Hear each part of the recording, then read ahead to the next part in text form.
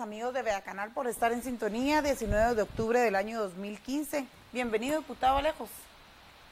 Karinita, muchas gracias. Gracias por estar aquí. No, a usted por la invitación. Gracias, diputado. Bueno, mañana celebramos un aniversario más del 20 de octubre, ¿verdad? Revolución, Día de la Revolución Guatemalteca, 20 de octubre. Pero hoy en día, el diputado Roberto Alejos, ¿hacia dónde va con la agenda legislativa? ¿Hacia dónde va su bancada? ¿Qué va a hacer? No hay otra agenda ahorita. La agenda legislativa o se enfoca en presionar para que la ley electoral y de partidos políticos regrese pronto de la Corte de Constitucionalidad para que se inicie la verdadera discusión de la ley, porque ahí hay artículos pendientes, aunque se molesten algunos miembros de la comisión, que tendientes a mejorar la ley. Y dos, tenemos que pelear por las reformas a la ley orgánica del Congreso. No sirve de nada que cambiemos la ley electoral, la forma de elegir a nuestra gente, a nuestros gobernantes, si no cambiamos la forma de comportarse dentro del hemiciclo parlamentario y dentro de todo el sistema parlamentario. La ley orgánica y de régimen interior es importantísima y hay que empezar a discutir la ley de servicio civil, que tiene un problema ideológico muy fuerte entre los trabajadores del Estado, que ya tenían una iniciativa de ley que yo firmé, creando una carrera dentro de lo que es el servicio público, una ley que había salido de consensos, de mesas de diálogo, versus lo que ahora está presentando el sector privado y que se quedó a medias la discusión porque la estaba dirigiendo el diputado Moadi, y entonces ya no se continuó con esta discusión, que es otra forma de ver al Estado, un Estado pequeño, con menos gente, y ese tema pues va a tomar algún tiempo. Ley de Desarrollo Rural Integral, que tiene a alguna parte de los agroexportadores y los señores grandotes terratenientes un poquito molestos y preocupados y disparando para todos lados. Hay en la agenda actual leyes que son importantes, como las reformas a la ley del Ministerio Público. No vamos a profundizar en ella, es una ley importantísima para que no quite a la fiscal cada gobierno que llega, para poder deshacer el Consejo del Ministerio Público y poder despedir más tranquilamente o con más facilidad a los fiscales que no estén cumpliendo con su trabajo. Está de manera urgente cambiar la ley de orden público. Cada vez que se decreta un estado de calamidad, es un estado de calamidad en la época de guerra, porque los constituyentes no cambiamos la ley de orden público, entonces se vean muchos derechos de movilización, de expresión, que no tiene sentido que se ven ahora en un estado de calamidad.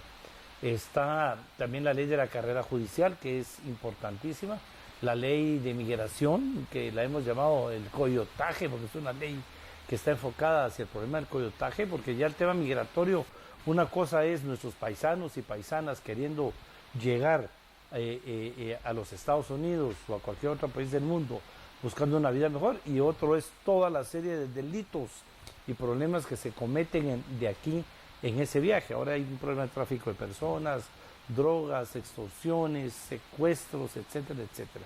Esas leyes están ahí en agenda y están junto con tres leyes que son polémicas. Una, la ley de personas desaparecidas, es una ley que tiene muchísimo tiempo de estar en agenda y no hay modo que la aprobemos. Es una ley que le tienen miedo el investigar. ¿Y por qué será?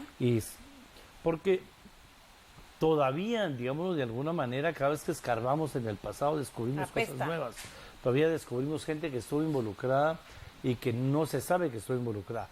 Descubrimos todavía esa especie de sociedad que hubo en aquella época entre el Estado y algunos sectores que se oponían a los sindicatos, que se oponían a la organización comunitaria en términos generales, y se oponían a muchos temas, y ahora han salido a la luz nombres, porque hay archivos ahí escondidos, y yo conozco personas que hasta ahora han encontrado el paradero de sus familias, por supuesto, enterarse, por fin saber si está muerto, lo mataron en tal época, fue la policía de tal municipio por orden de tal ministro, aunque ya no existan esas personas, pues por lo menos saber por qué desapareció su ser amado, cuál fue el destino que le dieron, y al final poder reconocerlo como víctima del conflicto. Hay una ley que no ha salido a luz, que está causando problemas y que está también en la agenda, que es la ley que tiene que ver con todo lo que es compras, y es la ley de defensa del consumidor.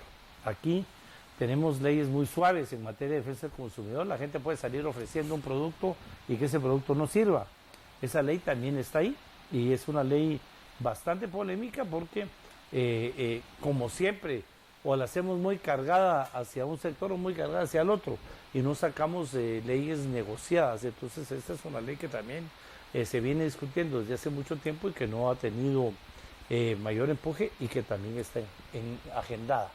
Y por último, esta ley que ha causado ya un tabú, se ha convertido en un tabú, y se ha convertido en una lucha ideológica entre las organizaciones campesinas y el sector agrícola del sector privado, donde solo hablar de la ley de desarrollo rural ya casi no importa el contenido, es simbólico el pleito que esto causa. La ley pasó en primera lectura después de mucho tiempo de tenerla abandonada.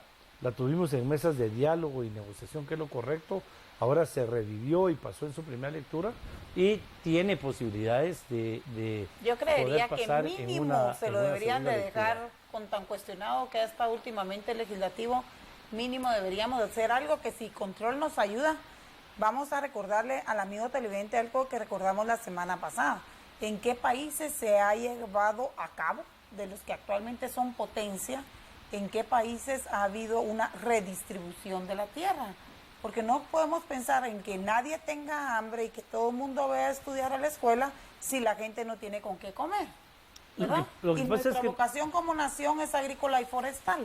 Entonces, vamos a recordarle esto al amigo televidente. ¿Qué países que son potencia del G20 han tenido algún tipo de reformas con la tierra? Esta ley de desarrollo rural integral que se está promoviendo en Guatemala, que ya pasó en primera lectura, no tiene nada que ver con el decreto 900 de Jacobo Arbenz. sí, no tiene nada que ver con una reforma agraria. Ajá. En general, Es otra historia, ¿verdad? es llevar desarrollo íntegro al interior del país. Así es. Así es, ¿verdad? Lo que sucede es que se ha convertido en una polémica muy grande, porque ya tiene tanto tiempo de estarse luchando porque la ley pase, o tanto tiempo por evitar que la ley pase, que ya nadie le pone atención al contenido. Ni siquiera la han leído los grandes terratenientes. Yo me atrevería Por a decir default que, dicen no, porque hay que decir que yo no. me atrevería a decir que incluso el actual Congreso, porque esa es una ley que viene del Congreso anterior, Sí. ni siquiera el actual Congreso la ha leído. Y ahorita el problema es que la ley no va a pasar o dejar de pasar porque estén convencidos de que realmente va a llevar desarrollo rural, sino porque se ha convertido como en una vendetta, como el sector privado y el agro no me apoyó en la campaña, ahora les meto esta ley que tanto les duele, cuando realmente hay tantos temas que deben analizarse en materia de desarrollo rural. Hay un tema que nadie se atreve a tocar y que es más polémico, Karina, el tema del agua. El agua, lo que pasa es que nosotros tenemos la ventaja, y hoy es un buen día o mal día para decirlo, de tener mucha agua. Pero los países... Para la gloria de Dios, creo yo. Mire cómo está California. Mire, es lamentable cómo está los Estados Unidos. En los países desarrollados, y vamos a poner de ejemplo a Israel, que es un desierto, el agua es propiedad del Estado. Y el Estado realmente tiene un reglamento y una ley muy específica para crear una correcta distribución de esta agua. El agua realmente es bendita en aquel lugar. Y entonces tiene que haber mucho. Primero, la distribución, que vaya a los lugares correctos, empezando por el área agrícola, que significa comida. Por supuesto que llegue al ser humano. No puede ser que en un país como el nuestro, en la época en que vivimos, todavía haya personas que no tengan un chorrito con agua entubada, porque ni siquiera podemos hablar de otro tipo de agua en su casa. Es totalmente fuera de cualquier siglo XXI, contexto. en el 2015, al final no se puede ser. De que finales del siglo XXI no haya agua en algunos lugares, igual que la energía eléctrica, dos temas que deberían de estar en el 100% de los hogares. Pero además hay una serie de regulaciones en cuanto a la contaminación del agua que tampoco están, ¿verdad? El lago de Amatitlán, vamos a poner ejemplo porque se puso de moda, fue lo que molestó a la señora vicepresidenta con la bancada morada cuando dimos a conocer que estaban echando agua con sal en el lago. No importa que lo que estuvieran echando en Buen Chapín dentro del lago fuera realmente un químico que fuera a componer el agua, de nada sirve si está siendo contaminada arriba, ¿verdad? Son las casas, las fábricas, todo el desfogue lo que está haciendo eso, y eso sucede en todas partes del país.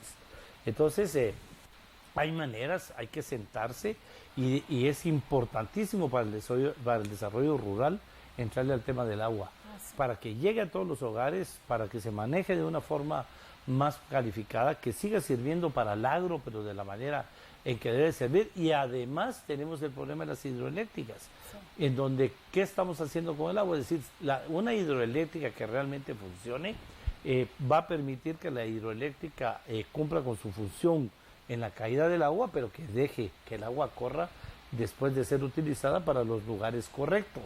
O previo, o puede porque venir, tenemos una denuncia de líderes de Cabo que nos dicen que esta séptima hidroeléctrica que está planificada sobre el río, porque ahí está Renace 1, Renace 2, Renace 3 y otro montón de cosas, están cementando, no Renace, pero están cementando el caudal, como que estuvieran entubando con esta parte libre, pero todo esto de aquí cementado, y por ahí tiene que pasar el cauce del río.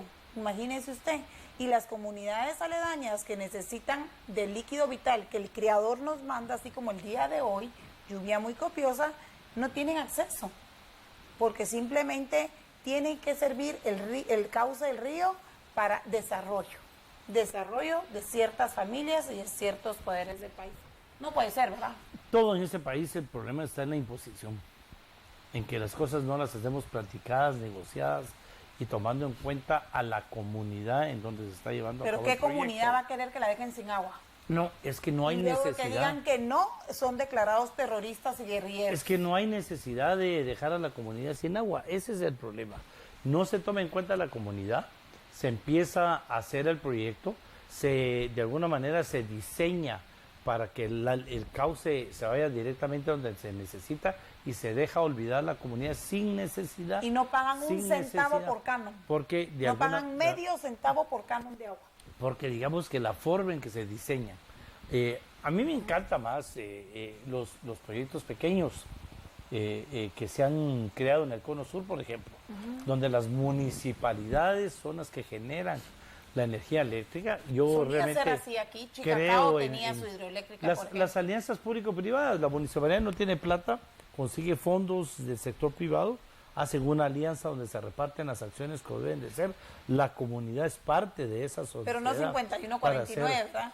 No, porque tiene que estar incluso la misma comunidad que tiene voz y voto. Y va a ver usted cómo las comunidades, cuando ven que las ganancias de una empresa que está respetando el ambiente, que les está dejando a ellos el agua, que les está dejando a ellos la energía eléctrica, que les está causando algún beneficio, ellos no van a querer que se sigan construyendo hidroeléctricas y que se sigan construyendo cualquier tipo de desarrollo que no dañe el medio ambiente y que les deje a ellos su beneficio. El diputado, pero no los toman en cuenta. El diputado Roberto Alejos pues se tira en la campaña pasada primero a una candidatura presidencial, después se le cede con ciertas negociaciones con el expresidente Alfonso Portillo la candidatura a este señor, expresidente del Banco de Guatemala, Lizardo Sosa, y entonces queda fuera usted, diputado Alejos. ¿Qué va a hacer? Porque tengo conocimiento, y si vemos el Facebook del diputado Alejos, por favor, control, hemos sabido que usted se ha estado en contacto directo con las bases de su partido. ¿Qué dicen las bases? ¿Qué dicen las bases? Mire, ¿Qué va a hacer usted? Bueno, primero recordemos que nosotros nos vamos de la UNE a hacer un proyecto nuevo con la idea de ser un proyecto que ya nazca con todas las ideas de la ley electoral y de partidos políticos, es decir, donde no haya dueño o dueña del partido, donde el secretario general del partido no sea automáticamente el candidato a presidente, donde se respeten las decisiones del comité ejecutivo. Tenemos un comité ejecutivo muy variado, inclusive con gente de pensamiento muy diverso, donde se respete la decisión de las bases, y sueño con un partido que esté organizado en todo el país. Yo sí era de quienes creemos de que el partido no debe proponer candidatos donde no tenga organización legal, porque de lo contrario es ir a imponer un candidato. El Comité Ejecutivo Departamental impone un candidato a la alcaldía en un municipio donde no hay organización, donde el candidato a diputado es electo por el Comité Ejecutivo Nacional en lugares donde no tenemos organización, y entonces son partidos que no son democráticos, que muchas veces se imponen. Un partido donde la gente pelee, porque muchas veces se dijo que el partido político lo estábamos regalando al movimiento de Alfonso Portillo y su gente. Es que así parecería. Y que parecía Así que pareció. 2 o 3 gentes iban a quedar nada más de nuestro partido. Ahora que vemos los resultados, vemos que no, que se respetó la decisión de las bases en cada departamento, y en esto Alfonso Portillo, que se reunió conmigo de uno en uno con cada secretario departamental, reconoció el esfuerzo, el liderazgo, el trabajo que cada quien había puesto en su departamento, y por eso es que no se pudieron cambiar, ni mucho menos vender o simplemente imponer candidaturas en muchos departamentos. Esto hace que la gente lo vea muy difícil, y Roberto Alejos es muy criticado por eso, porque decía, pero ese candidato es muy malo, pero es nuestro candidato, está desde el primer día, trabaja decentemente, se está ganando las bases, ha puesto dinero de su bolsa, de sus amigos, no ha recibido dinero del narcotráfico, del crimen organizado, ni tampoco se lo está dando el partido. No le estamos vendiendo la candidatura, hay que fortalecerlo, y aunque pierda, hay que respetarlo, porque tarde o temprano va a ganar si la gente lo reconoce, o él tarde o temprano va a reconocer que tiene que encontrar a la persona ideal para jugar en ese tema. Ese partido hay que seguir construyéndolo, porque es un partido que quedó ahorita... Muy bien, ¿cuántos diputados? Nosotros somos la tercera fuerza en el Congreso de la República. Eso es un montón. Eso con es un montón. partido nuevo de hace 3 años, ¿o no? Para un partido que respetamos la campaña anticipada, de manera que no salimos antes. Bueno, no teníamos plata aunque hubiéramos querido salir en una campaña anticipada. Un partido que tiene 3 años de existir, un partido que rompió las tradiciones de regalar bolsa y cualquier otro tipo de prebendas para que la gente llegara a los mítines. Nos dedicamos a hacer trabajo de base que ahora se tiene que reflejar en todo lo que está sucediendo. Esa construcción de ese partido es el tema importante. Un partido que tiene que hacer alianzas, porque otro error que cometemos es querer ir a deshacer organizaciones que ya existen. Sí. Nosotros no tenemos que ir a una organización campesina y robarnos a sus mejores líderes. Hay que aliarse a esa organización campesina, hay que apoyar a la organización campesina al que alcance sus sueños y sus metas, y entonces esa organización va a trabajar para que el partido llegue, si ve realmente en una sociedad, y no simplemente ir a quitar el liderazgo.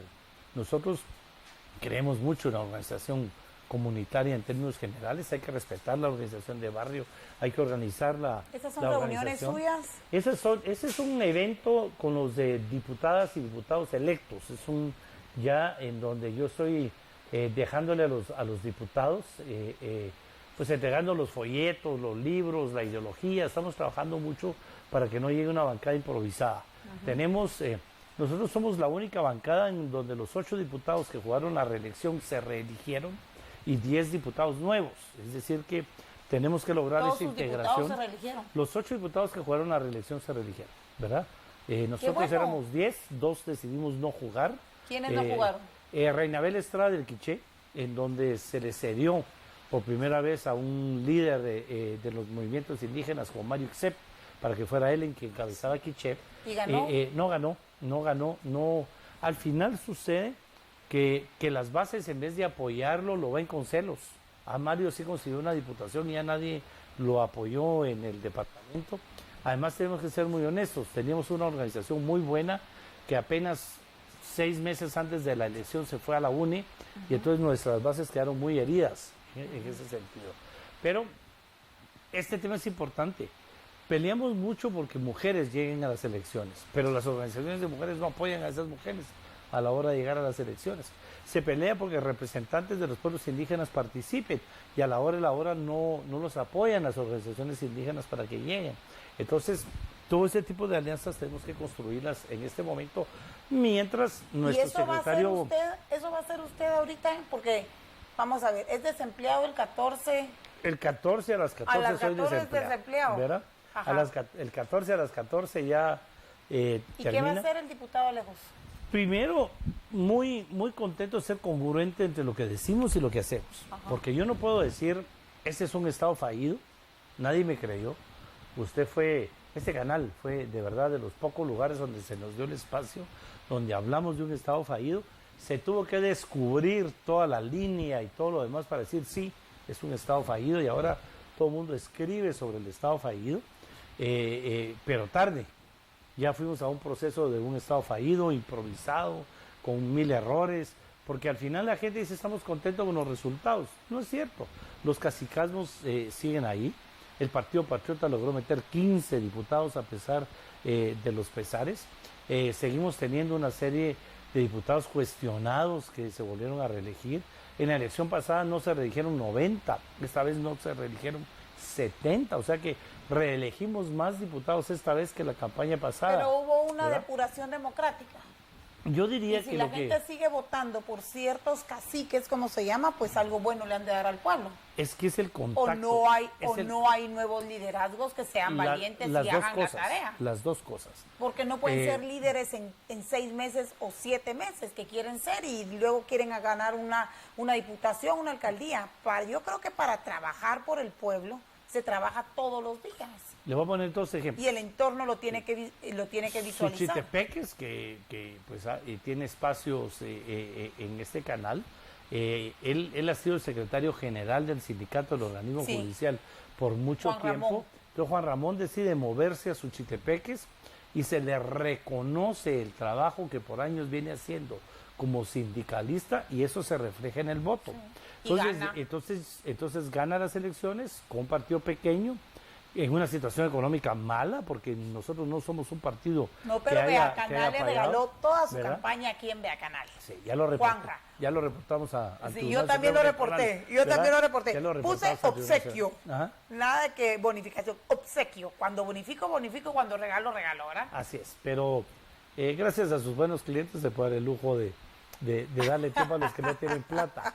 Pues Juan Ramón es un ejemplo de lo que es una campaña pobre, sencilla, pero de alguien que ha trabajado por años. De corazón, caminó, se sentó con la gente a platicarles. Mire, él abandonó, movió su familia a la ciudad capital para Suchitepeques, y tuvo que salir a caminar de puerta en puerta, sin recursos, pero la gente ahí votó por él porque quería alguien nuevo. Le voy a poner otro ejemplo, Alta Verapaz.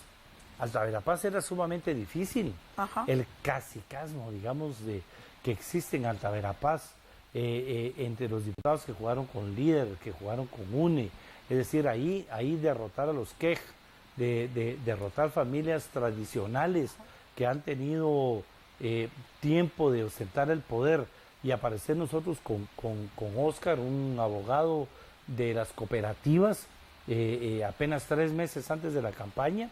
Él y otros 6 que iban en segunda casilla que no quedó, se van a caminar casa por casa, aldea por aldea, y a mover a ese cooperativismo que algún día recibió el beneficio de sus servicios y de su asesoría, y al final le quedamos nosotros a la altura de los monstruos como es la UCN encabezada por los quej, Líder, que llevaba candidatos de muchísimo dinero, incluyendo a mi amigo Inque Chavarría, que fue presidente del Cobán Imperial y diputado del PR, ahora diputado por Líder, pero pertenecía a esta familia que tomó el poder en Líder, el Partido Patriota, que tenía todos los recursos del Estado, y nosotros, los chiquitos, los que salimos tarde, pero ahí el trabajo de la gente se reconoció.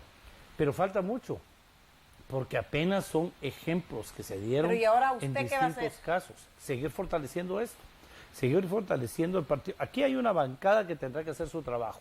Felipe Alejos, que es el secretario general del partido, está apenas cumpliendo 31 años de edad. Acaba de cumplir estos 3 años del partido. Él se reelige como diputado, y ahí hay diputados con experiencia, diputados sin experiencia, que tendrán que hacer su papel.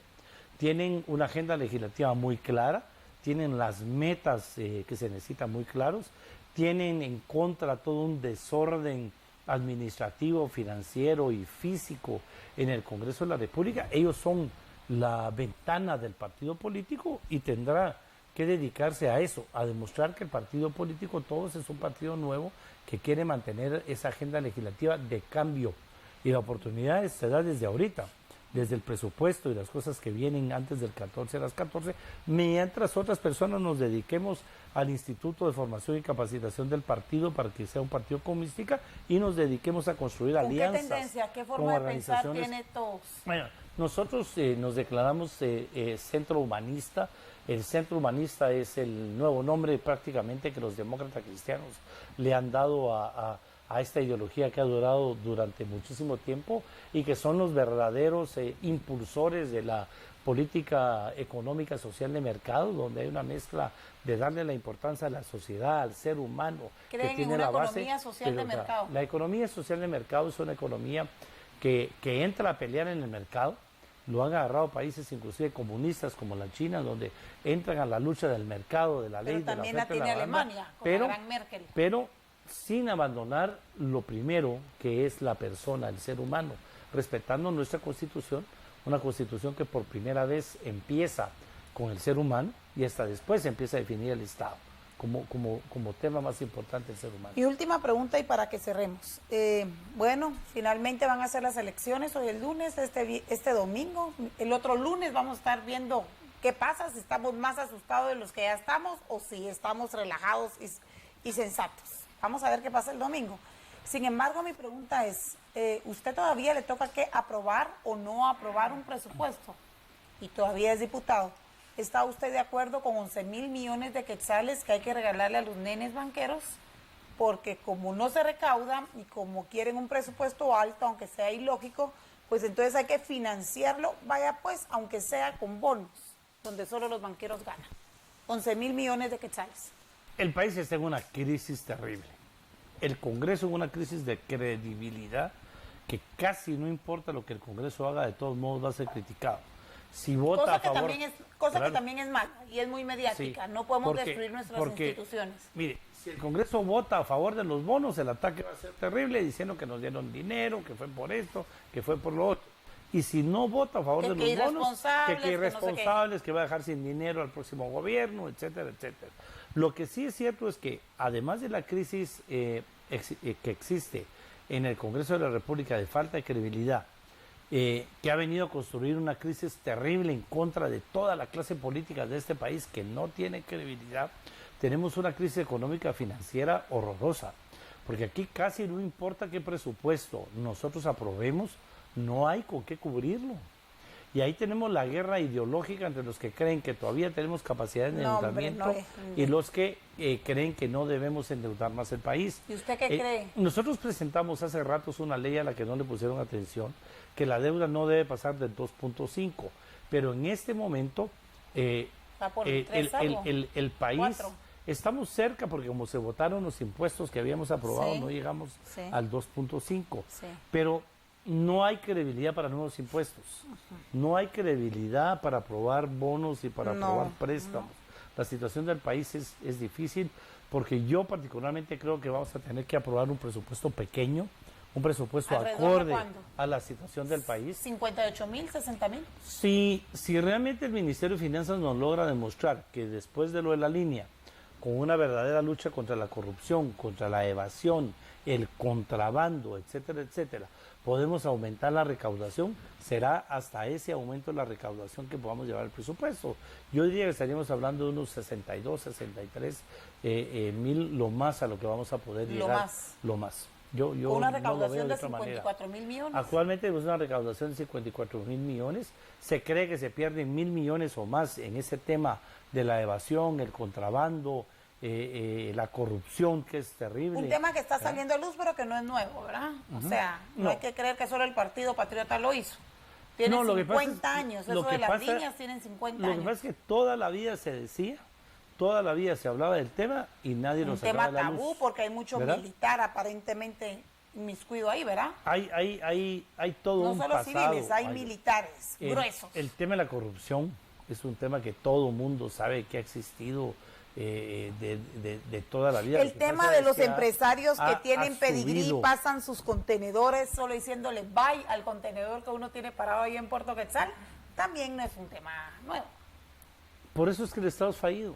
Sí, un Estado no colapsa de la noche a la No, hombre, mañana. es porque la El mara, ahí Estado, tiene mara digamos, que no colapsó pedir y pa' no pagar. en 3 años y medio.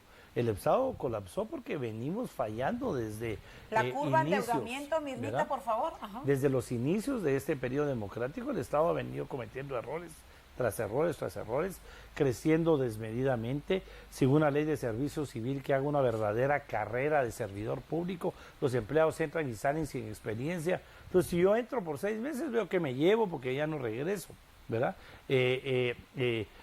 Un Estado que tiene mucha impunidad. Llegamos a tener 90 y pico % de impunidad en el organismo judicial, es decir, que cualquiera cometía cualquier tipo de delito y ni siquiera llegaba a sentencia, ya no digamos declarar culpable o no. Por eso es que ahora vemos raro que estén agarrando funcionarios, exfuncionarios presos. En la televisión vemos cómo Messi está yendo a tribunales por evasión de impuestos, y sea quien sea. Y de alguna manera... El problema de la corrupción no es guatemalteco, ¿verdad? Es un problema a nivel mundial. Humano. Banco Mundial, Naciones Unidas, todo el mundo. La está FIFA salpicado. en todos lados está saliendo, Todos están Comité salpicados. Olímpico, con los Reyes de España, o sea, en todas partes. ¿verdad? La monarquía en todas española. partes está saliendo ese tema porque usted que es muy creyente, Karina, sabe que la debilidad humana toda, que está ahí en el Viejo Testamento, que lo que es un ejemplo de cómo el hombre por sí mismo se va destruyendo, ese es lo que estamos haciendo. Hay que saber cumplir las reglas, empezando por las reglas del Señor, y hay que ir cumpliendo esas reglas que hemos tenido necesidad de crear, porque no hubiéramos tenido necesidad de crearlas si hubiéramos respetado las reglas de Dios desde un principio. Muy bien.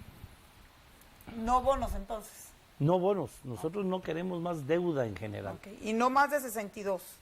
Es mi promedio, yo no soy un experto en el tema económico, aquí me voy a quedar escuchando a alguien que sí conozca el tema, pero a uno lo que le dice es, no hay tanta brecha para... No tenemos dinero para pagar la deuda, no tenemos dinero para seguir endeudándonos.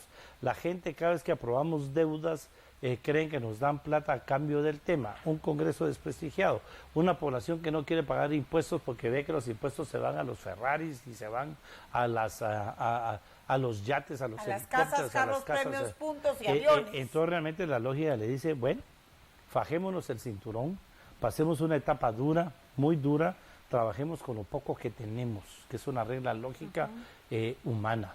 Yo tengo que jalarme el cinturón, a partir del 14 tendré un ingreso menos, pues tendré que gastar muchísimo menos, ¿verdad? O encontrar otras fuentes de ingreso, siempre y cuando esas fuentes de ingreso sean sanas y sean correctas y sean legales. Muy bien, bendiciones. Breve pausa, regreso enseguida, no se vaya por favor, ya vengo.